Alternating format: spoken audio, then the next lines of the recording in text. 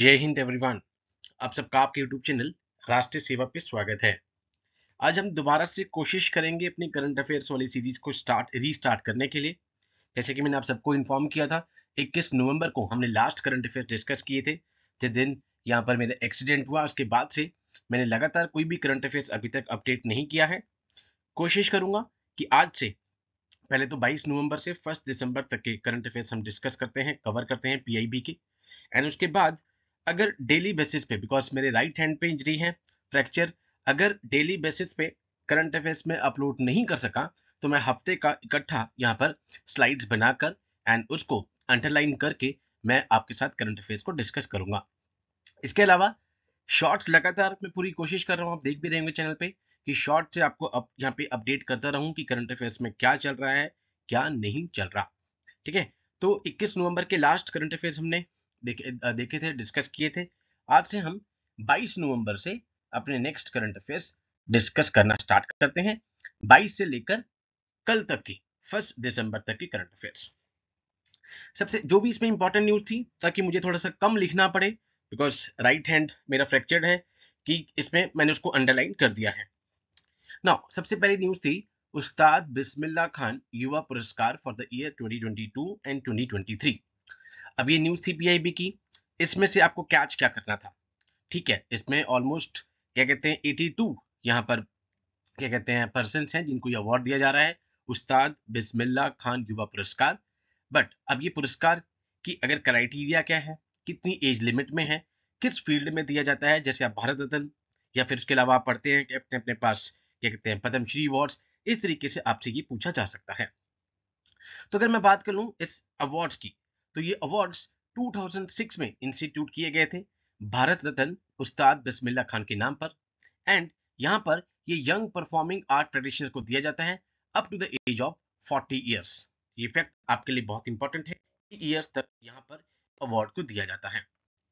उसके बाद ये एनुअली दिया जाता है टू द यंग आर्टिस्ट जिन्होंने म्यूजिक, डांस, ड्रामा, फोक, ट्राइबल आर्ट्स, ठीक है, पपेट, इन सब में जिन्होंने यहाँ पे पार्टिसिपेट किया है, आउटस्टैंडिंग परफॉर्मेंस दी है, उनको यहाँ पे दिया जाता है। तो यहाँ पर कीवर्ड क्या है? 40 इयर्स तक, ठीक है, और 2006 में स्टार्ट किया गया है। इसके बाद इसमें मॉनेटरी टर्म्स में 25,000 रुपए दिए जाते हैं, प्लेक, एंड उसके साथ में यहाँ पे दैट इज अंगवस्त्रम यहाँ पे दिया जाता है। अब इसके रीजन क्या है? सो दैट जो यंग आर्टिस्ट हैं, जो म्यूजिक की फील्ड में, डांस की फील्ड में, ड्रामा की फील्ड में, फोक की फील्ड में, ठीक है, ट्राइबल आर्ट की फॉर्म में यहाँ पे जो यहाँ पे अच्छा काम कर रहे हैं, उनको मोटिवेट करने के लिए, इनकरेज करने के लिए यहाँ पर इन पुरस्कार को दिया जाता है। ठीक है, तो ये दोनों चीज याद रहे, 40 इयर्स एंड 2006 में इंस्टीट्यूट किया गया। नेक्स्ट न्यूज हमारे पास थी यहाँ पर, that is the sea vigil 2024 defence exercise, जिसका 4th एडिशन था इस बार, pan India coastal defence exercise sea vigil, जो कि 21 नवंबर को यहाँ पर कॉन्क्लूड की गई। अब बेसिकली 36 आवर्स की यहाँ पर एक्सरसाइज थी, जिसमें जितने भी इंडिया की कमिटमेंट है मैरीटाइम सिक्योरिटी के लिए, कोस्टल डिफेंस मैकेनिज्म के लिए, इन सब के ऊपर यहाँ पर फोकस किया गया है। अब 2018 से इसकी इंसेप्शन स्टार्ट हो गई है। इस तरह के क्वेश्चन, स्टेटमेंट वाले क्वेश्चन आपसे पूछे जा सकते हैं कि कब स्टार्ट हुआ है। तो 2018 में ये एक्सरसाइज स्टार्ट हुई थी।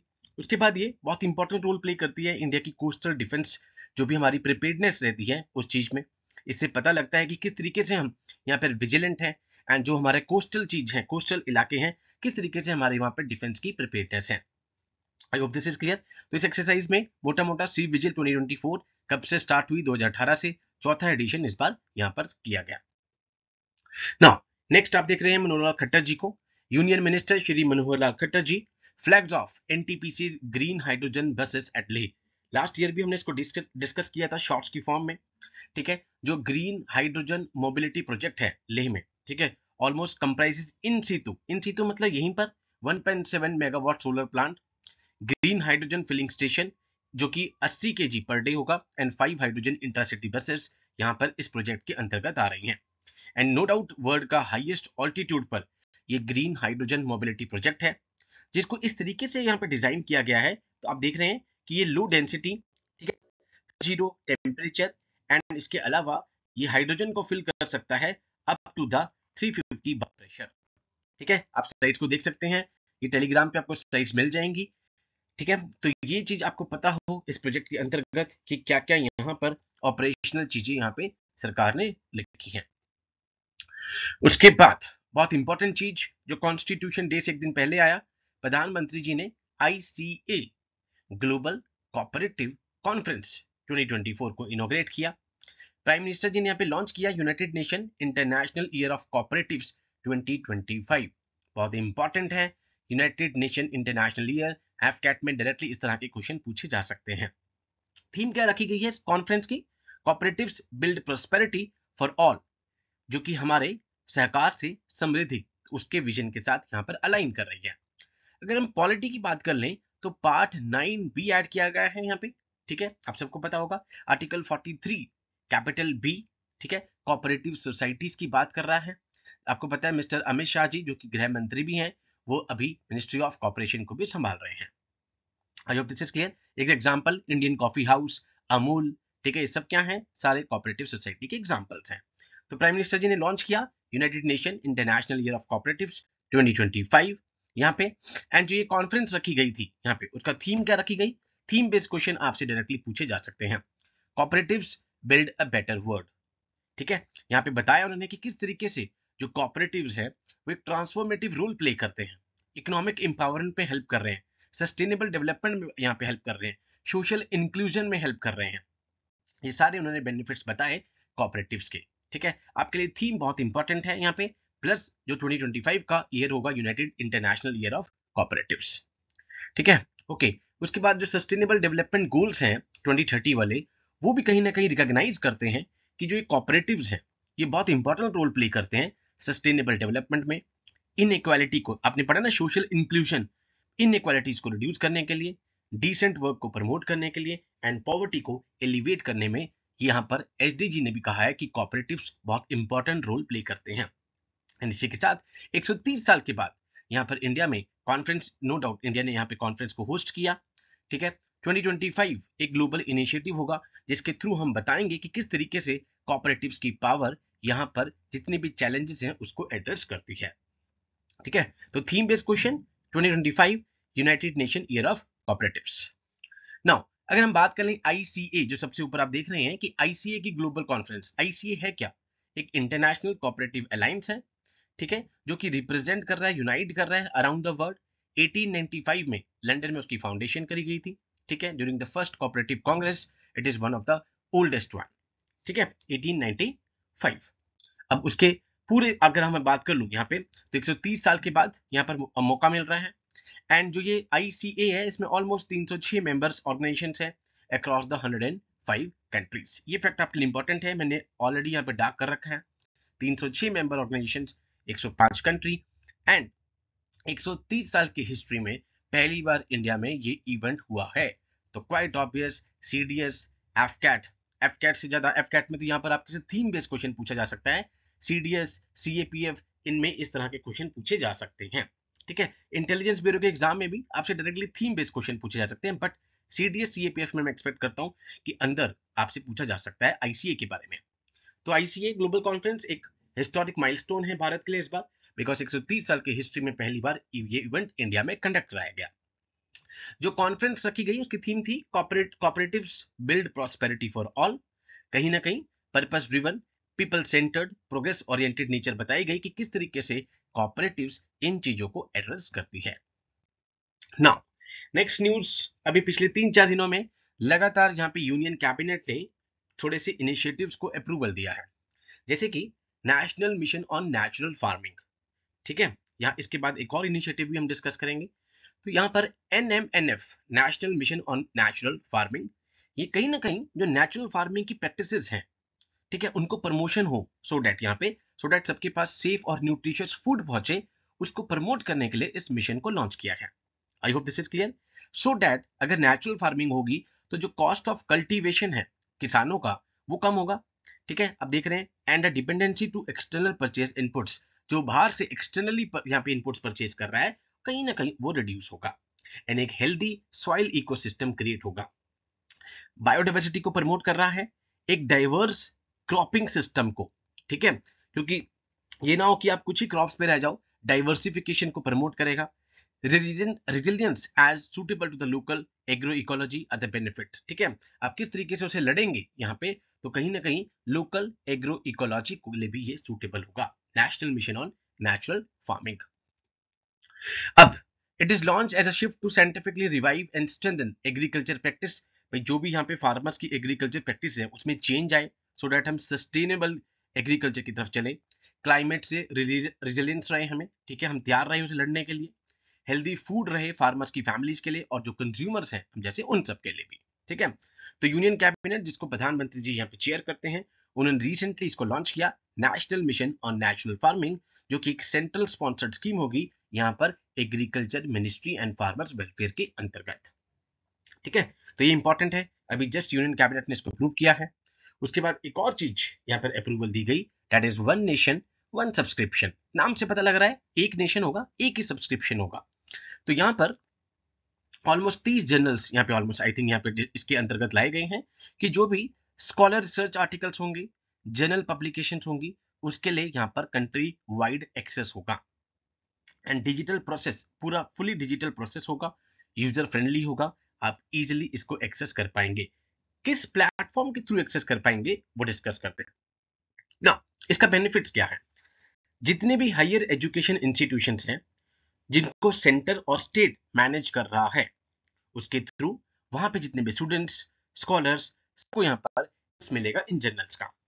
किसके through, a national subscription coordinated by a central agency. उस एजेंसी का नाम क्या है, INFLIBNET, information and library network, जो कि एक इंटर यूनिवर्सिटी सेंटर है of UGC, university grant commission. ठीक है, इनफ्लीबेट आपसे पूछा जा सकता है, आपको ये पता हो, इसके थ्रू डिजिटल फॉर्म में यहाँ पर एक्सेस दिया जाएगा।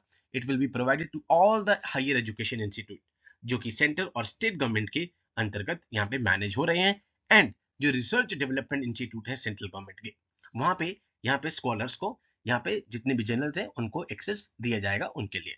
ठीक है, तो वन नेशन वन सब्सक्रिप्शन, कहीं ना कहीं जो भारत के 3 गोल्स हैं, विकसित भारत 2047, नेशनल एजुकेशन पॉलिसी 2020 में आई थी, एंड ANRF, अनुसंधान नेशनल रिसर्च फाउंडेशन, उसके जो गोल्स हैं उनके साथ अलाइंड हो रहा है। ठीक है, it will expand access to scholar journals to a wide diaspora of students, जो भी स्टूडेंट्स हैं, फैकल्टी हैं, रिसर्चर्स हैं, साइंटिस्ट हैं। ठीक है, जितने भी यहाँ पे डिसिप्लिन के, ये सारे student, faculty, researcher, scientist in higher education institutes के जो सेंटर और स्टेट मैनेज कर रहा है, उन सबको यहाँ पर एक्सेस मिलेगा इन जर्नल्स के लिए। ठीक है, आई होप दिस इज क्लियर। तो कहीं ना कहीं रिसर्च वर्क को ये प्रमोट करेगा। नेक्स्ट न्यूज हमारे पास थी network readiness index 2024।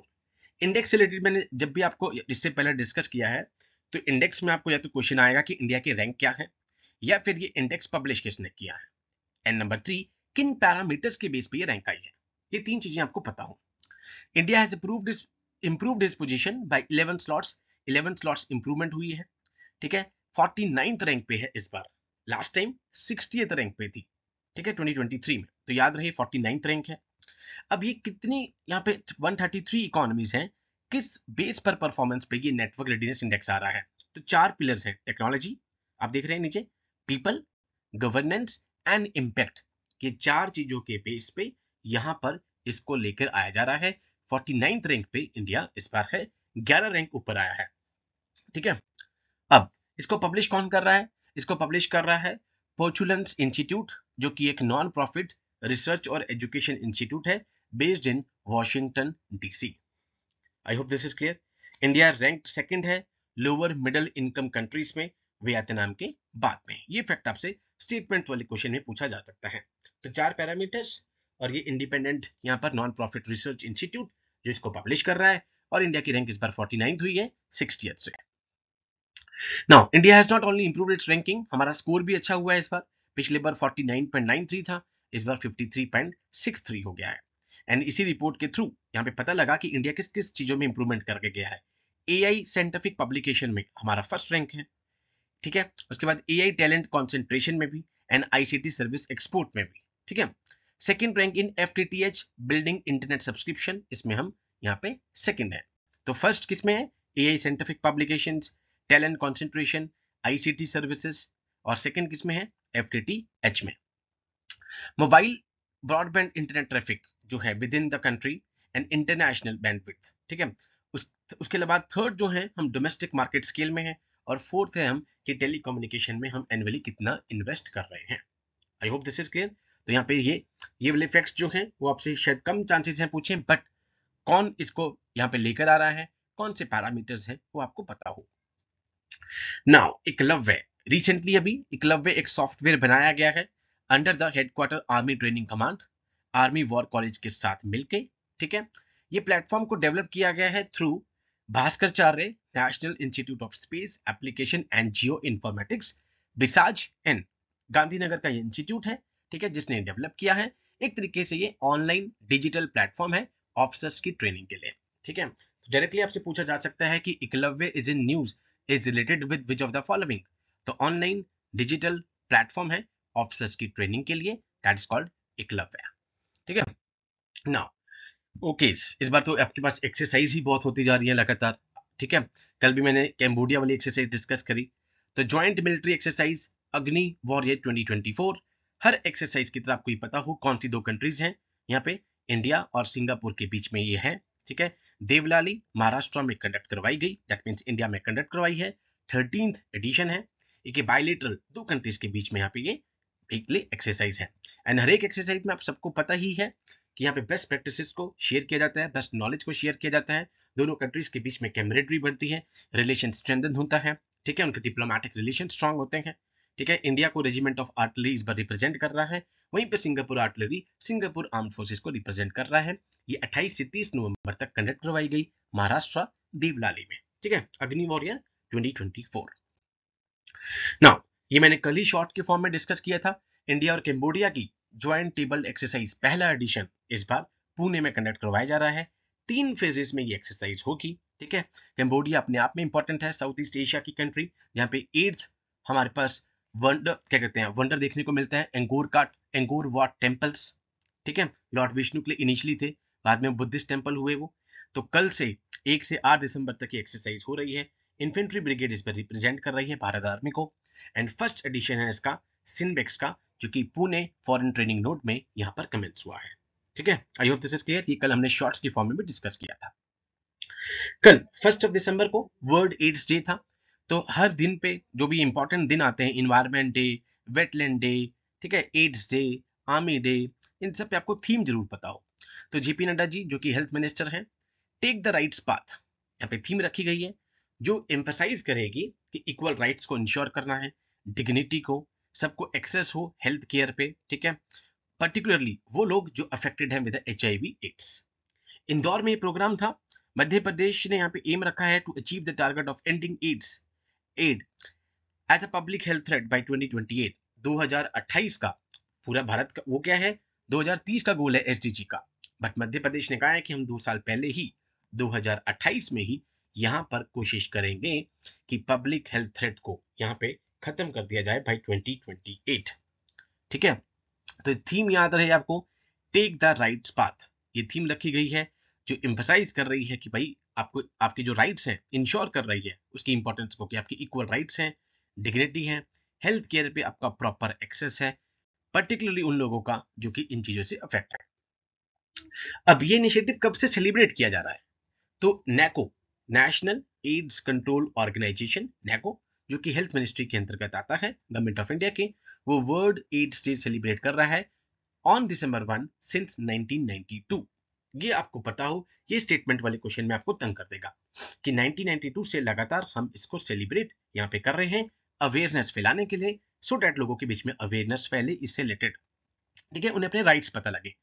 Bringing together communities, youth, beneficiaries have been fostering collaboration to address the challenge to end this HIV AIDS by 2030। मैंने आपको बताया 2030 का एम रखा गया है। मध्य प्रदेश 2 साल पहले 2028 को यहाँ पे टारगेट लेके चल रहा है। तो ये थे हमारे 22 से लेकर कल 1 दिसंबर तक के करंट अफेयर्स। भी थोड़ा सा मुझे डॉक्टर की एडवाइस के हिसाब से अभी 5 जनवरी तक बहुत कम लिखना है, पर मैं कोशिश पूरी करूंगा कि यहाँ पे स्लाइड्स बना के उसको डार्क कर दिया जाए जो इंपॉर्टेंट करंट अफेयर हमारे एग्जाम से रिलेटेड है, जो मुझे समझाना होता है हाथ से, सो डैट मेरी हाथ की मूवमेंट थोड़ी सी कम हो, आपने देखा भी होगा मैं शॉर्ट्स में लेफ्ट हैंड से शॉर्ट्स को बना रहा हूँ सो डैट आपको लगातार यहाँ पे अपडेट मिलते रहे, बिकॉज एफकेट का एग्जाम फरवरी में है, ठीक है। एंड फॉर्म आई थिंक 5 दिसंबर तक अभी आने वाला है, प्लीज आप उस फॉर्म को भर दीजिए। अब आज से मैं कोशिश करूंगा कि या तो डेली बेसिस पे कुछ करंट अफेयर्स बना दूं, ठीक है, और अगर नहीं हुआ तो मैं एक हफ्ते के जरूर आपको करंट अफेयर्स दूंगा सो डैट आपके करंट अफेयर्स यहाँ से मिस ना हो। एंड इस आज के सेशन की जो ये पीपीटी है ये आपको टेलीग्राम चैनल पे मिल जाएगी, ठीक है। यहाँ पे अगर आप डिस्क्रिप्शन में जाएंगे वहां पर भी आपके पास टेलीग्राम का आपको लिंक मिल जाएगा, प्लस जैसे ही आप चैनल खोलेंगे तो ओपन सबसे ऊपर ही वेबसाइट के साथ टेलीग्राम का लिंक दे रखा है, आप टेलीग्राम चैनल को हमारे यहाँ पे ज्वाइन कर सकते हैं एंड उसके बाद वहां पर आपको सारी पीपीटीज मिल जाएंगी। So with these words I conclude my today session. Jai Hind to all, take care.